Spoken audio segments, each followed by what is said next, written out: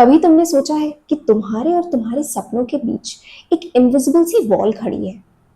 जैसे कि सब कुछ क्लियर है, क्या करना है सब पता है, बट कुछ है जो तुम्हें आगे बढ़ने से रोक रहा है।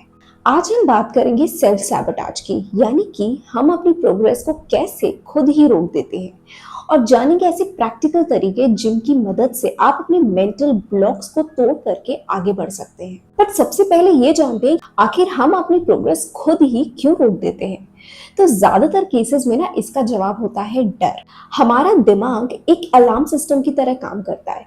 हम जब भी अपने कंफर्ट जोन से बाहर निकलने की कोशिश करते हैं तो सडनली एक सिग्नल जाता है हमारे दिमाग में जो हमें चिल्ला करके कहता है कि रुक जाओ, जो आप करने जा रहे हो वो रिस्की है और आप जहां हो वो काफी सेफ है, तो यहीं पे रह जाओ।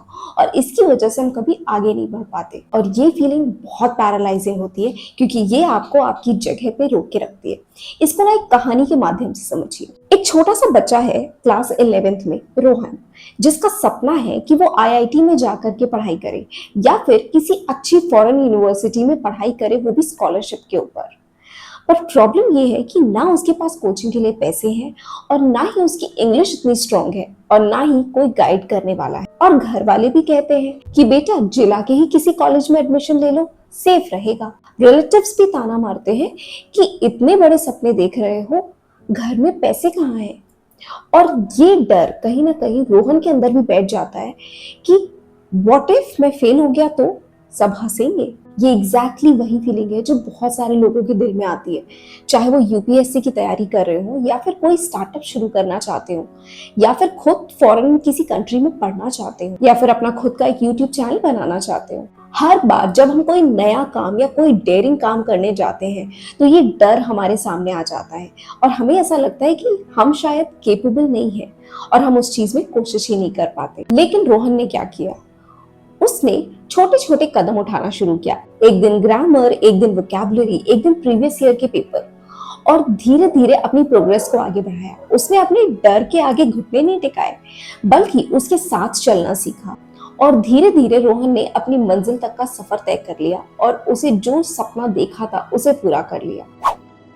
You know the book the mountain is you में उसकी जो राइटर है ब्रियाना वेस्ट, उन्होंने बहुत अच्छे से सेल्फ सैबोटाज को एक्सप्लेन किया है। ये एक तरह का अवॉइडेंस टैक्टिक होता है जो हमारा दिमाग खुद ही डेवलप करता है ताकि वो हमें हमारी डीपेस्ट फियर्स से बचा सके। ये एक तरह का कोपिंग मैकेनिज्म होता है जो हमारे डिस्कम्फर्ट को कम करता है। यही रीजन है कि बहुत सारे लोग ना टॉक्सिक रिलेशनशिप्स में बने रहते हैं क्योंकि उन्हें अकेले रहने का डर होता है कि कहीं वो अकेले ना रह जाएं।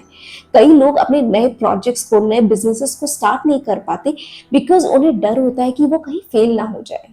क्योंकि इंसान का दिमाग ना हमेशा कंफर्ट ढूंढता है, चाहे वो कंफर्ट उसके लिए सही ना हो बट स्टिल वो हमेशा कंफर्ट की तरफ ही भागता है। बट इसकी सबसे बड़ी प्रॉब्लम ये है कि कई बार ये डर हमें कोई भी नया काम शुरू करने से पहले ही रोक देता है। इसलिए क्योंकि हमें दूसरों के ओपिनियंस का डर होता है कि अगर हम फेल हो गए या फिर हम कुछ परफॉर्म नहीं कर पाए या हम जो करना चाहते हैं उसमें कहीं हम अच्छे से नहीं कर पाए तो लोग हंसेंगे, लोग हमें नहीं समझेंगे, जिसकी वजह से हम कभी वो स्टेप ही नहीं ले पाते कि हम अपनी प्रोग्रेस को आगे बढ़ा सके।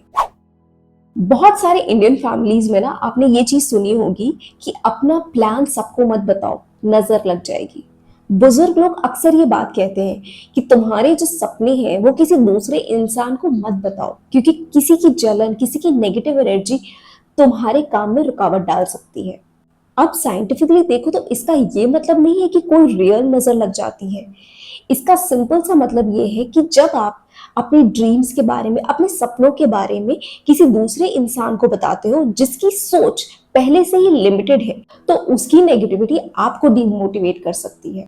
हर इंसान की पॉसिबल की एक अपनी लिमिट होती है और उसकी सोच कहीं आपकी सोच ना बन जाए। अगर आप उस पर्सन को इतनी इंपॉर्टेंस देते हो अपनी लाइफ में, उसका इन्फ्लुएंस अगर आप पे ज्यादा है तो किसी और की लिमिटेड सोच आपकी सोच को भी लिमिटेड बना सकती है।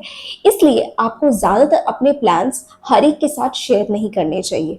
आपको आपके जो सपने हैं वो सिर्फ उन लोगों के साथ शेयर करने चाहिए जो आपको सपोर्ट करते हैं। पर अपने डिसीजंस पर कभी भी किसी का कंट्रोल मत होने दीजिए। जो आप डिसीजन लेना चाहते हैं उसका कमांड आपके ही हाथ में होना चाहिए। सोचो, आज से 10, 20 या 30 साल के बाद क्या तुम्हें इस बात पे पछतावा होगा कि तुम अपनी ड्रीम्स पे, अपने सपनों पे सिर्फ इसलिए काम नहीं कर पाए, या तुमने सिर्फ उन्हें इसलिए छोड़ दिया क्योंकि तुम्हें डर था कि लोग तुम्हें पागल या ओवर कॉन्फिडेंट कहेंगे। जब भी हम कोई नया काम शुरू करते हैं ना, तो हम सब कहीं ना कहीं एक्सपर्ट नहीं होते हैं। हम सब एक बिगिनर की तरह आते हैं, हमें उसके बारे में ज्यादा नॉलेज नहीं होती है।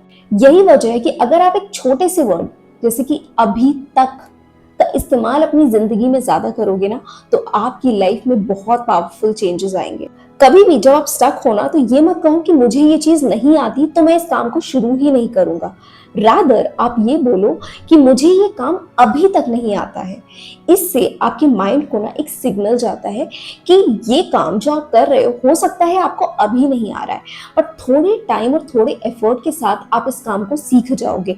यानी कि जो एक इम्पॉसिबल सी चीज थी, वो आपके लिए पॉसिबल लगने लगती है, जिसकी वजह से आपको नए आइडियाज भी आना शुरू होते हैं कि आप कैसे उस काम को कर सकते हो। जब भी हमारा दिमाग ना किसी बहुत बड़े गोल को देखता है ना, उसे बहुत ओवरवेलमिंग वाली फीलिंग आती है, जिसकी वजह से हम उस गोल के ऊपर काम ही नहीं कर पाते। तो यहाँ पे गोल का साइज प्रॉब्लम नहीं है, पर प्लानिंग की कमी एक्चुअल प्रॉब्लम होती है। अगर आप बड़े गोल्स को छोटे मेजरेबल गोल्स में अगर ब्रेक कर देते हो, तो उसे फॉलो करना भी आसान होता है, और साथ में आपको एक क्लैरिटी भी मिलती है कि आपको कैसे कैसे आगे बढ़ना है। वो क्लैरिटी आपको दिखाई देती है। जैसे कि मान लो तुम्हें किसी एग्जाम की तैयारी करनी, और तुम्हारे पास जो सिलेबस है, तुम उसको अगर एक जायंट सिलेबस के रूप में देखोगे, तुम्हें लगेगा कि अरे ये तो बहुत ज्यादा सिलेबस है, ये तो मुझसे होगा ही नहीं, इसमें मैथ्स भी है, रीजनिंग भी है, इंग्लिश भी है, जनरल अवेयरनेस भी है, ये तो मुझसे होगा ही नहीं, ये तो बहुत ज्यादा है। तो ये एक बहुत बड़ा गोल है अगर आप सब कुछ एक साथ एक ही दिन पे देखते हो। बट अगर आप उस पूरे सिलेबस को छोटे छोटे पार्ट्स में डिवाइड कर दो कि एक हफ्ते में कितना करना है, एक महीने में कितना करना है, और 3 महीने की ड्यूरेशन में पूरे कोर्स को कैसे कंप्लीट करना है, इसको छोटे छोटे पार्ट्स में डिवाइड कर दो, और हर हफ्ते जो तुमने गोल्स बनाए हो उनको मेजर करते चलो। इससे तुम्हें तुम्हारे गोल्स पे क्लैरिटी भी मिलती है, और प्लस हर छोटी विन के बाद तुम्हें एक डोपामिन हिट मिलता है, जो तुम्हें अगले स्टेप को करने में और हेल्प करता है। क्योंकि जब छोटे गोल्स तुम क्लियर करते जाओगे ना, तो तुम्हें प्रोग्रेस दिखेगी।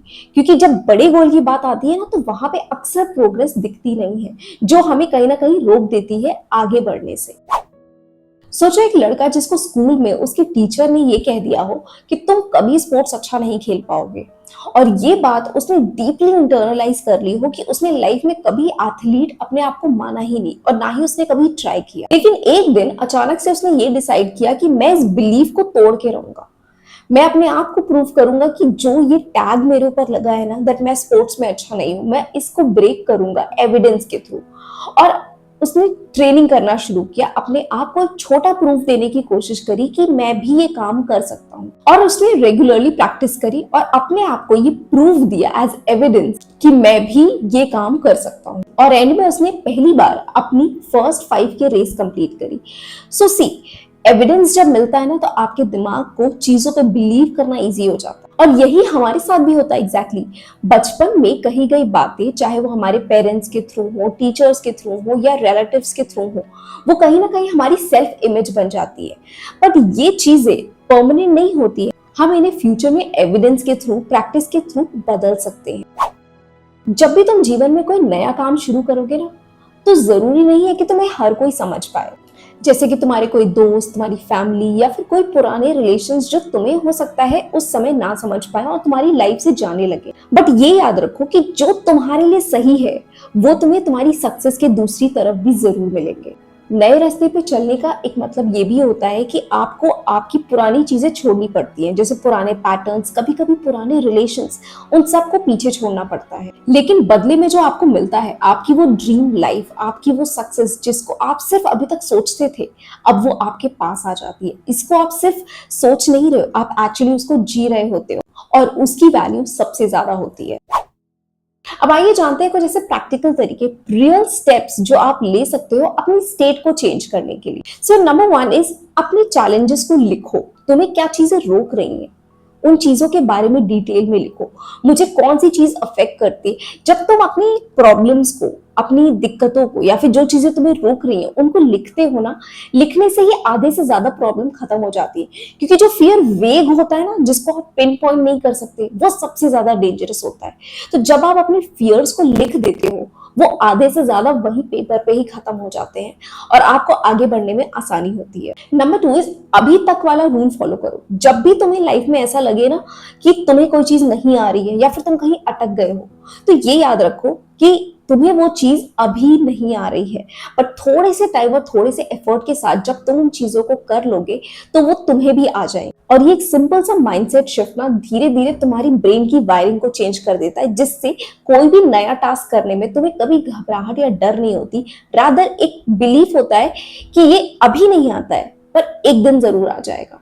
नंबर 3, अपने गोल्स को ना 1 वीक गोल्स में ब्रेक कर दो। जैसे कि अगर हफ्ते के 7 दिन है, अपने गोल को छोटे छोटे पार्ट्स में ब्रेक कर दो। जैसे कि फॉर एग्जांपल तुम एक हफ्ते में अपने 3 चैप्टर्स को रिवाइज करोगे और उसके बाद हर हफ्ते उसको देखो कि तुमने कितने गोल्स को अपने अचीव किया और कितनों को नहीं किया है और उनके क्या रीजंस रहे हैं। अपनी मेजरिंग खुद से करो। और छोटे गोल्स जब कंप्लीट होते हैं ना, तो उनका एक डोपामिन इफेक्ट भी आपके ऊपर होता है, जो आपको नेक्स्ट वीक में और ज्यादा बेटर करने के लिए पुश करते हैं। नंबर 4 इज अपना सर्कल, जो आप लोगों के साथ अपने सपनों को शेयर करते हो, उसको बहुत केयरफुली चूज करो।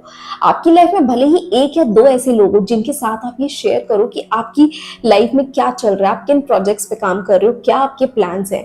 सबके साथ मत शेयर करो। अपनी डिटेल प्लान सिर्फ कुछ लोगों के लिए रखो जो तुम्हें सपोर्ट करते हैं, जो तुम्हें समझते हैं, और बाकियों के लिए सिर्फ अपने रिजल्ट्स को दिखाओ और कुछ भी शेयर करने की जरूरत नहीं है। नंबर 5, अपनी पुरानी नेगेटिव बिलीफ्स को ना नए एविडेंसेस से चैलेंज करो।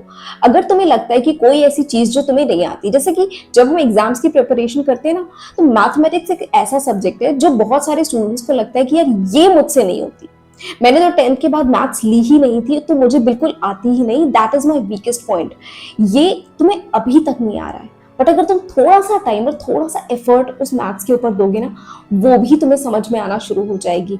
And the more you repeat that practice, हर हफ्ते तुम्हें पूरी मैथमेटिक्स एक साथ नहीं खत्म करनी है, बस 1 से 2 टॉपिक को उठाओ, एक पूरे हफ्ते में उसको अच्छे से समझो। और धीरे धीरे जब तुम इस प्रैक्टिस को करोगे ना, तुम्हारे माइंड को ये एविडेंस मिलेगा कि यार मैथ्स भी इजी है, आप उन क्वेश्चंस को कर सकते हो। आपकी अंडरस्टैंडिंग डेवलप होगी। छोटे गोल्स जब ब्रेक हो जाते हैं तो वो आपको बेटर अंडरस्टैंडिंग भी देते हैं और साथ में आपके पुराने बिलीफ्स को तोड़ने में भी आपकी हेल्प करते हैं। आपको वो एविडेंस देते हैं, प्रूफ देते हैं कि आप भी थोड़े से टाइम और एफर्ट के साथ उन चीजों को सीख सकते हो जो अभी तक आपको इम्पॉसिबल लग रही थी। एंड नंबर 6, हर छोटी जीत को भी सेलिब्रेट करो। बड़ी जीत का वेट मत करो, हर छोटे माइलस्टोन को, जैसे अगर वीक में आपने 3 चैप्टर्स के लिए सोचा था, अगर वो कंप्लीट हो रहे हैं तो उसके लिए सेलिब्रेट करो, उसे अप्रिशिएट करो। जब आप अपनी हर छोटी छोटी विंस को सेलिब्रेट करते हो तो एज आई सेड, आपके माइंड को वो सेटिस्फैक्शन मिलता है, एक डोपामिन हिट मिलता है कि आपको वो सक्सेस दिखती है, वो क्लैरिटी दिखती है, जो आपको आगे के स्टेप्स को करने के लिए पुश करती है। आपको ना फिर वो अपने आप को जबरदस्ती वाला फोर्स नहीं करना पड़ता, वो नेचुरल पुश ऑटोमेटिकली आता है जो आपको उस काम को करने में मजा भी देता है और साथ में सक्सेस भी देता है। एंड नंबर 7, वीकली रिफ्लेक्शन करो। हर हफ्ते एक बार 10 मिनट के लिए अपने आप से पूछो कि इस हफ्ते में तुमने ऐसी कौन सी चीजें करी है जो तुम्हारे ड्रीम्स को सेल्फ सैबोटाज करती है, किन मोमेंट्स पे डर ने तुम्हें रोकने की कोशिश करी। ये जो अवेयरनेस है ना, ये सबसे बड़ा टूल होता है तुम्हारी ग्रोथ और डेवलपमेंट में।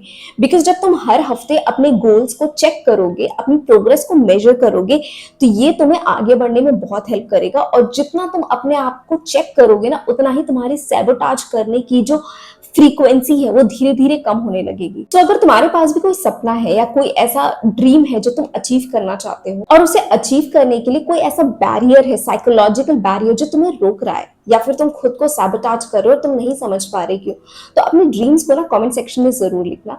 मैं पूरी कोशिश करूंगी कि मैं तुम्हारी इस नई जर्नी पे, नए सफर में तुम्हें सपोर्ट कर सकूं, तुम्हें जहां पे भी प्रॉब्लम्स आ रही हैं तुम्हारी मदद कर सकूं कि तुम भी आगे बढ़ सको। So I hope this video was helpful to you. Thank you so much for watching.